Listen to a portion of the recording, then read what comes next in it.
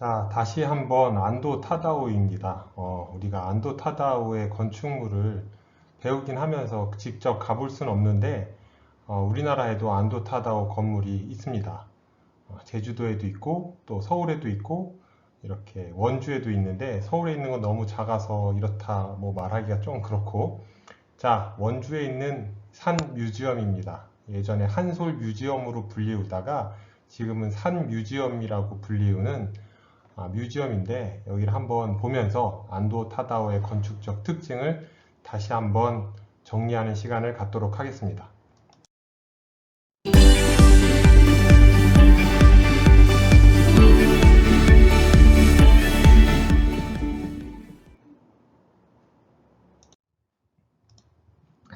자, 안도 타다오 건축의 특징. 앞에서도 말씀드렸듯이 그의 건축은 자연과의 조화가 두드러진다. 그의 건축 속에 뭐가 있다 그랬죠? 물. 그 물은 어떻다? 깊은 게 아니라 얕고 조용하고 잔잔하다. 또한 건축물과 매우 인접하여 하나로서 인식되게끔 계획된 걸 볼 수 있습니다. 그렇기 때문에 물로 인해서 편안함과 경건함을 공간에 제공하고 있다라고 정리할 수 있겠고요. 그 두드러진 특징이 물의 절, 물의 교회 등이 있습니다. 그리고 물뿐만이 아니라 빛과의 조화 역시 매우 중요한 자연 요소 중의 하나인데, 자연적인 빛을 이용해서 어둠과 밝음을 극대화시키고 그로 인해서 공간을 강조한 것을 볼 수 있습니다. 대표적인 게 지금 사진에 보고 계시는 빛의 교회가 대표적인 건축물이라고 할 수 있고요. 이렇듯 자연에서의 특징인 물과 빛, 그리고 바람, 나무, 하늘, 이러한 자연들을 그의 건축물과 긴밀하게 결합하고 있는 것을 볼 수 있습니다. 또한 그가 잘 사용한 투명 소재인 유리와 그리고 그의 트레이드 마크인 노출 콘크리트를 많이 사용함으로써 간결하고 단순하지만 차갑지 않은 느낌을 받게 하고, 그로 인해서 자연을 더 가까이 다가갈 수 있게 하였다. 전 사실 요거는 조금 이해는 안 됩니다. 왜? 노출 콘크리트 자체가 저에게는 이건 개인적으로 다 다르긴 하지만 저는 조금 자연과 자연을 부수는 듯한 느낌도 살포시 있거든요. 어쨌든 그가 말한 것은 자연을 더 가까이 다가갈 수 있게 하였다. 그래서 자연과의 조화와 함께 큰 특징으로 보여지는 것은 또 그가 만든 건축 작품이 기하학적으로 완벽하다는 것입니다. 그 이유는 그가 추종했던 근대 건축의 아버지라 불리우는 르꼬르비제의 영향을 받았고, 또 그의 건축을 많이 모사한 그의 작품과 유사한 면을 보이고 있는 것을 볼 수 있습니다. 자, 그러면 그의 특징을 조금 더 세세하게 알아보도록 하겠습니다. 안도 타다오 공간 구성 수법. 첫 번째, 벽과 벽의 상충. 벽이 있으면 벽을 크로스되게 벽이 만나는 걸 볼 수 있습니다. 브릿지와 계단, 상충하는 벽의 프레임을 혼잡하고 시끄러운 지상과 단절하게 하는 장치로 사용을 하는가 하면, 또 관람자 시야의 하늘과 풍경의 모습을 잘라서 그 공간에 담는, 한마디로 그 크로스 된 걸로 인해서 하늘을 자기가 원하는 모양으로 잘라내는 것을 볼 수 있습니다. 또한 앞에 다가올 장면을 의도적으로 가리면서, 이렇게 크로스 되다 보니 앞에 나올 공간을 의도적으로 가리겠죠. 대각선으로 가리면서 앞으로 펼쳐질 상황에 대해서 관람자로 하여금 상상력과 호기심을 불러일으키는 것을 볼 수 있습니다. 이러한 표현들은 경관을 통해서 관람자에게 제시하는 한편, 또 동선을 유도하거나 그것을 뚫고 지나가도록 함에 의해서 동선을 다양하게 분절시키고 교차시키고, 그로 인해서 시선을 다양한 곳으로 이동하게 만드는 것을 볼 수 있습니다. 지금 보시는 것처럼 유메타이, 그 다음에 명화의 정원인데요. 이렇게 교차함으로 인해서 여기에서 관람자가 이렇게 쭉 가다가 휙 돌아 180도로 돌아야지 뭔가 볼 수 있고, 또 반대로 이쪽 벽면을 다 가려서 안 보이게 하는, 끝까지 다 가야지만 이게 볼 수 있게, 여기까지 관통해서 가야지만 여기서 이 공간이 보일 수 있게끔 한 걸 볼 수 있습니다. 또 이 공간 내부에서 사람이 이렇게 지나갈 때 내 위에 보이는 하늘은 이 부분만 보이게끔 깊은 공간감을 준 것도 볼 수 있습니다. 영화의 정원도 마찬가지. 자, 두 번째로 볼륨과 볼륨의 상충입니다. 그가 많이 사용한 기하학적인 형태들을 볼륨이라고 했을 때 이 볼륨들이 서로 중첩, 겹치게 했다. 그래서 이 상충된 볼륨과 볼륨, 천정면과 곡면벽을 띄워놓고 이 틈을 통해서 빛을 받아들임으로써 자연스럽게 자연을 유도하고 그를 내부를 밝게 하고 또 그 빛의 효과를 극대화하기 위해서 안도는 프레임 없는 유리를 콘크리트에 바로 끼워 넣는 디테일을 사용하게 됩니다. 이렇게 도입된 빛은 직선과 곡선의 기하학적 윤곽을 뚜렷하게 대조시켰고요.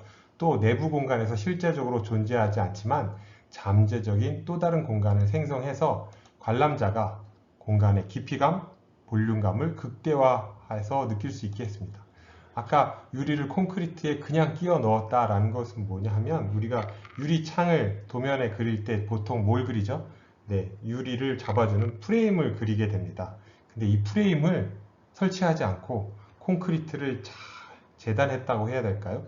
콘크리트에 홈을 잘 내서 그 공간에 유리를 잘 끼워 넣는 방식으로 공간을 더 클리어하고 깨끗하게 그렇게 만들다 보니 공간이 더 확장되고 볼륨감 있고 깊이감이 느껴지는 공간으로 표현할 수 있었던 것 같아요. 어쨌든 두 번째 특징은 형태와 형태의 상충, 볼륨과 볼륨이 크로스돼서 만나는 형태들을 보실 수 있을 것입니다. 세 번째, 아까 첫 번째 보셨던 벽과 두 번째 보셨던 볼륨의 상충이라고 할 수 있겠습니다.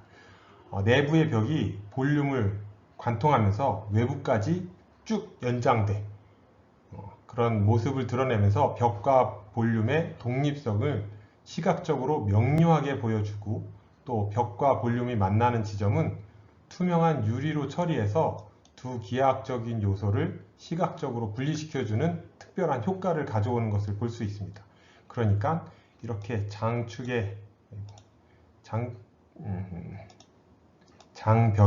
장벽과 이렇게 볼륨이 만나는 이 부분은 유리 처리를 한 거죠. 그래서 기하학적 요소를 시각적으로 분리했다.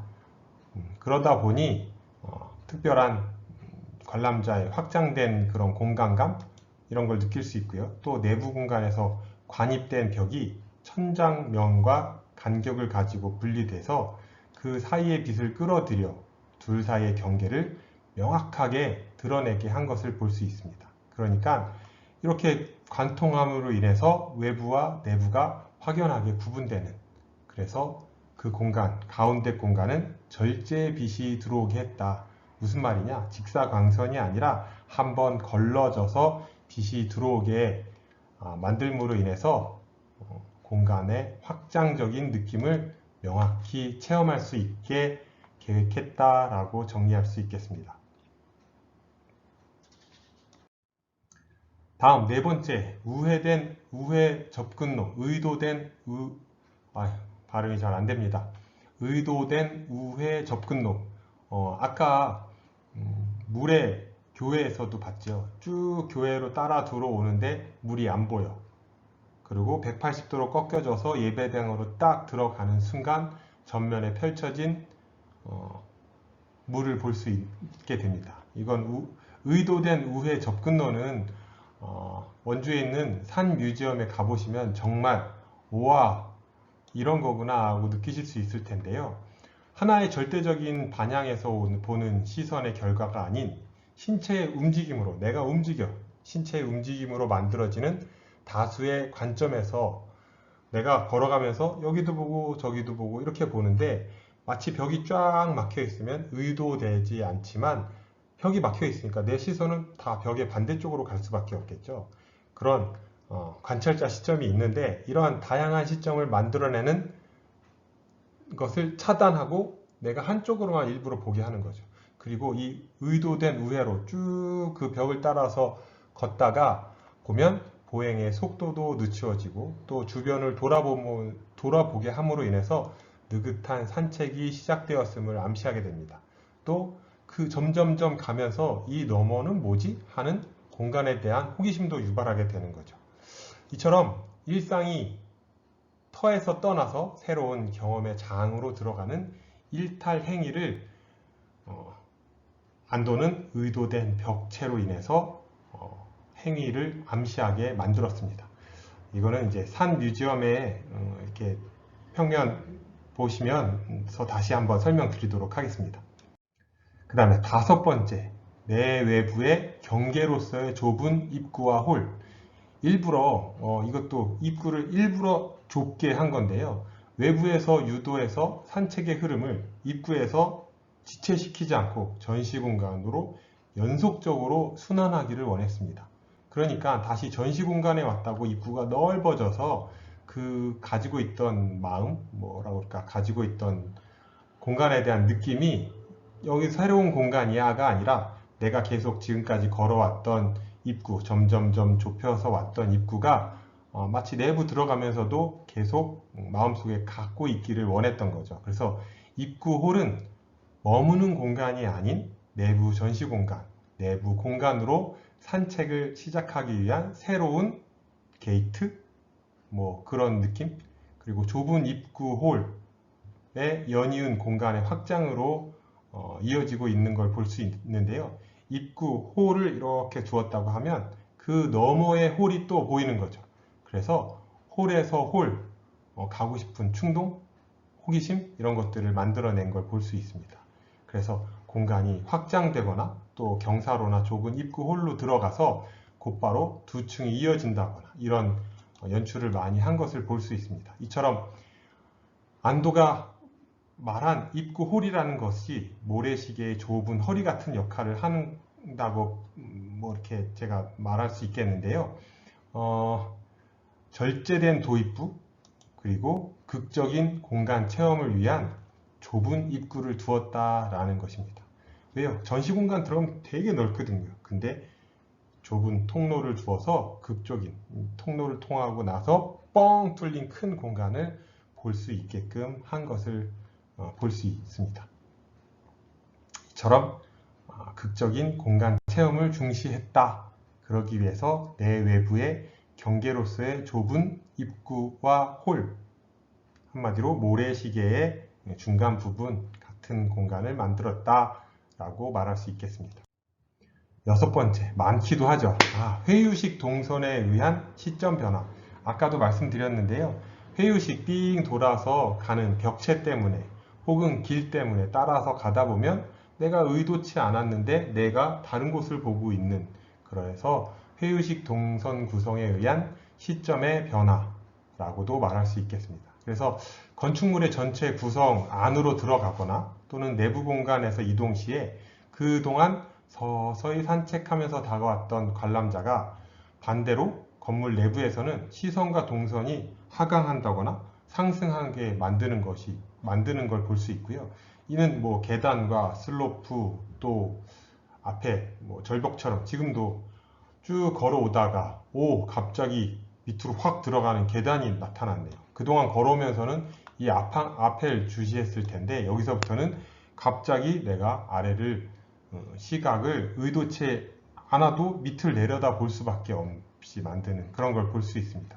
이처럼 계단과 경사로의 개념을 가지고 현대적이면서도 입체적으로 산책을 유도했다. 산책을 경험할 수 있도록 재해석했다라고 할 수 있겠습니다. 이처럼 그의 공간에서 계단과 경사로는 진입 과정마다 공간 경험자에게 신체적 경험을 유도하고 또 과정적 공간으로서 가시적인 공간과 상상의 공간의 시선의 축이 겹쳐지게 유도한 것을 볼 수 있겠다라고 정리할 수 있는데요. 이처럼 신체 이동에 따라서 시점의 변화, 내가 일로 가면서 이거 보고 절로 가면서 저거 보는 이런 시점이 아니라 내 몸은 일로 가는데 눈이 다른 데로 가게끔 의도해서 유도한 것을 볼 수 있습니다. 이처럼 공간에서 작은 공간인데 더 많은 것을 보고 온 것 같네 라는 착각을 일으키는 경험을, 감흥을 제공한다 라고 말할 수 있겠습니다. 제가 좀 말이 빠르죠? 자, 마지막에 7번째, 이건 계속 지금까지 보았습니다. 빛의 연출, 비움을 통해서 자연과 빛이 건축과 동반되게 한다. 그로 인해서 초현실적인 자연은 물론 새로운 경험을 하게 한다. 그래서 빛의 교회, 그리고 물의 교회는, 물의 절은 안 들어가 봤잖아요. 우리 물의 절에 들어가면, 지하로 쭉 내려가면 이 해질녘에 보면 아까 우리 루이스 바라간의 그런 지역적 색을 살짝 봤는데요. 여기에도 빨간 불교적인 색깔을 칠해놔서 그게 햇빛과 연결돼서 마치 이 절 안이 빨간 빛으로 불타는 듯한 그런 빨간 빛이 채워지게 만든 것을 볼 수 있습니다. 그리고 옆에 보이는 예술센터인데요. 천정을 이렇게 노출 콘크리트로 이렇게 구조물을 만들어서 빛과 그림자의 향연이 펼쳐지게 함으로써 조용하지만 묵상적인 새로운 초현실적인 공간을 탄생시킨 것을 볼 수 있습니다. 그래서 각각의 공간마다 사람이 다양한 체험을 할 수 있도록 빛을 연출했다. 자, 그 다음 8번째, 수공간의 연출입니다. 이것도 앞에서 계속 말씀드렸죠. 그래서 물의 절, 물의 교회, 그 다음에 현대미술관, 포츠워스 현대미술관, 이렇게 물을 통해서 공간을 표현했고, 그래서 물을 통한 물이 가지고 있는 특징, 심연, 고독, 정막 등을 공간에 방문한 사람에게 심리적 감흥을 유발하도록 잘 사용한 것을 볼 수 있습니다. 그래서 여러분도 스튜디오를 만약에 진행하신다고 하면 이렇게 안도가 지금까지 썼던 8가지 방법을 잘 사용하신다고 하면 분명히 재미난 공간이 연출될 수 있을 거라고 저는 생각합니다.